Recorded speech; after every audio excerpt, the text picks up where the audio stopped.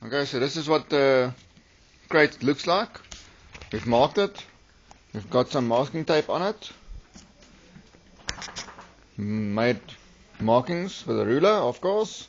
And we're drilling 6mm holes everywhere that we marked it using a battery drill.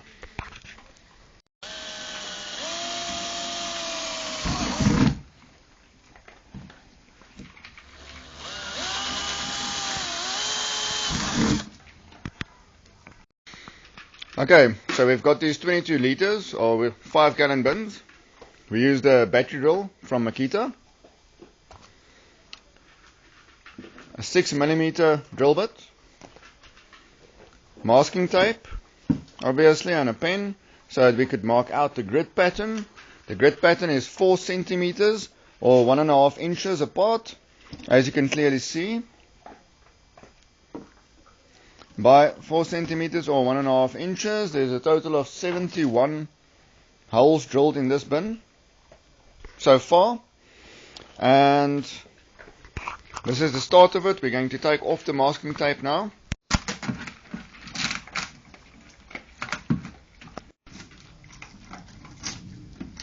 Okay, this is a non-waxed paper tape, lead-free ink.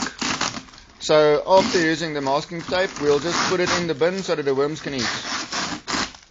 These holes are purely for drainage. We are not going to make air ventilation holes. We are only going to leave drainage holes. That's what it looks like. This is what it looks like from the inside. So, okay, so at the bottom we're going to have our sump. Obviously no holes in it.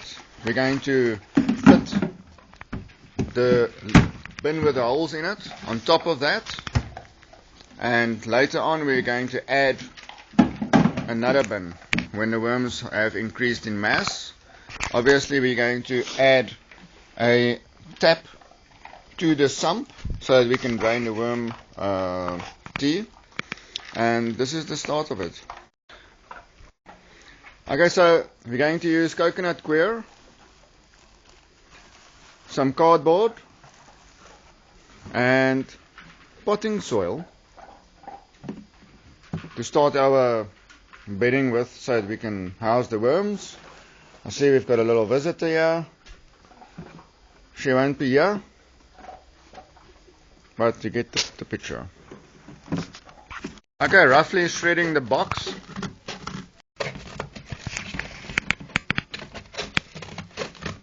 Okay, starting with our coconut coir and our cardboard. This I made by tearing it by hand. This I used shears for snipping it up. Your everyday garden scissors. I've got heavy duty scissors here, and it's fine. This here is not so fine. I just cut it rips so that we can see the full effect of it being not so fine and it being very fine.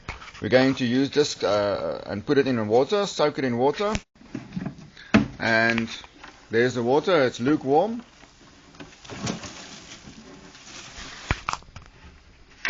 As well as the coconut coir.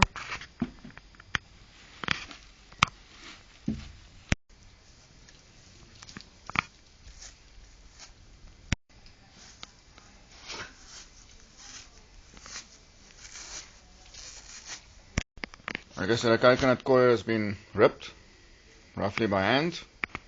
We're going to all mix that in with the water. The mixing starts. Just want to get it damp. Afterwards we're going to squeeze the water out as much as we can. It must only be damp. This will be forming part of the bedding for the worms only. They're going to eat it, but basically it's going to be bedding. Who's that?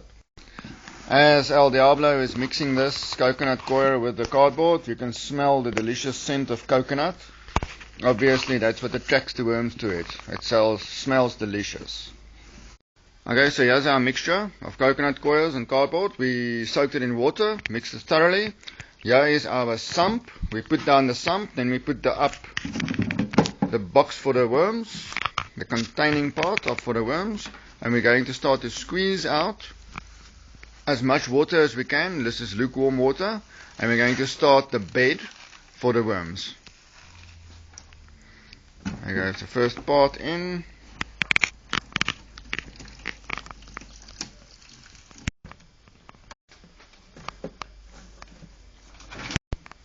As El Diablo is fuzzing up the coconut coir with a cardboard mix soaked in water and drenched thoroughly, you can see there are 3 bins. We're starting to use 3 bins.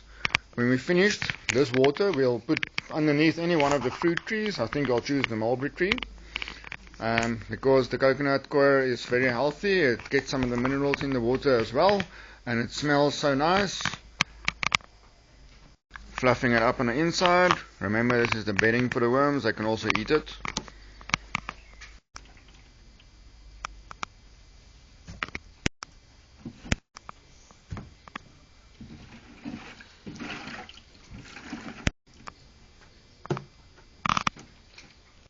Alright, still fluffing a bit. Don't overdo it. The worms don't need so much bedding. This is filling it up to a level, as you can see. That will be sufficient enough for the worms to have a nice place to rest. Okay, we're going to use potting soil. You can see we didn't use all the coconut coir, and we're going to fill it in.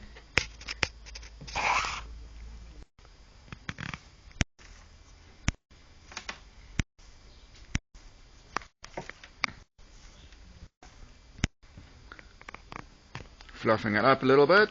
You can see we didn't make it too thick. That's the start. Good. Okay, here's our container with the worms. 250 grams to start.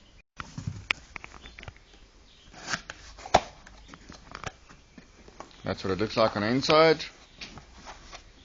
Nicely wrapped.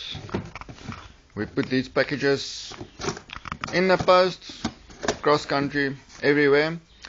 They remain alive. We pack them with foods and treats so that they're happy. And this is what it looks like when you receive your package of worms. Here we've got a 250 grams of worms. Opening it up, you'll see the newspaper is moist.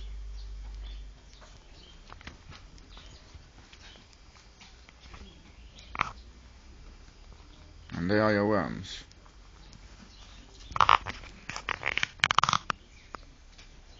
So they're going to get prepped so that we can put them in. It's snowing today, so these worms have been lying just like that, and you can see they are hiding from the cold after we've opened them. If you hold your hand here, you can actually feel heat emitting from their bedding. Okay, so we're picking up our worms, putting them in.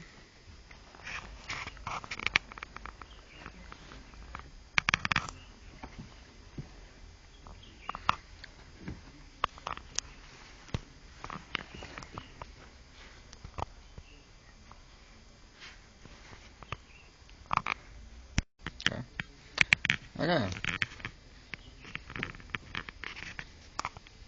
Placing them down. Just like that. Don't disturb them too much. You can see the worms are already diving into the coconut coir, cardboard, potting soil bedding. See, there's one little critter. He's heading straight for the bedding. Interesting, it's almost as if they have a mind of their own.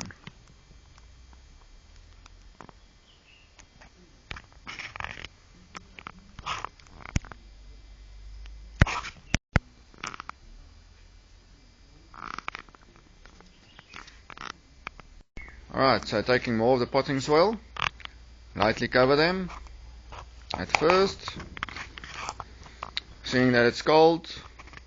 Snow has not yet started to melt outside, so they're immediately and instinctively hiding from the cold. We're covering them up, so admire them if you will, take some pictures and everything like that, but take care not to be too long, as they do feel the cold. They generate their own heat as they're eating. Okay, so we've covered them lightly with potting soil. Okay, so it's filled up quite a bit, but not too much. You can see the level. And it's standing on its sump. Okay, well, because we put the worms in now, into the new house vesting, you can leave them for a week, and that will make them settle. But we're going to give them a treat anyway. Some coffee grounds that we got from Starbucks. We're going to put that all over, and that's like the best thing you can give your worms. You can, if you've got tea bags, you can just tear the tea bag and dump it in straight like that, even with the paper on the tea bag still, and they love that. So we're going to give them this treat anyway, so that we don't disturb them, and then they can find their feet very nicely in their new home. So in goes the coffee grounds. We've mixed in some tea leaves and things with that as well.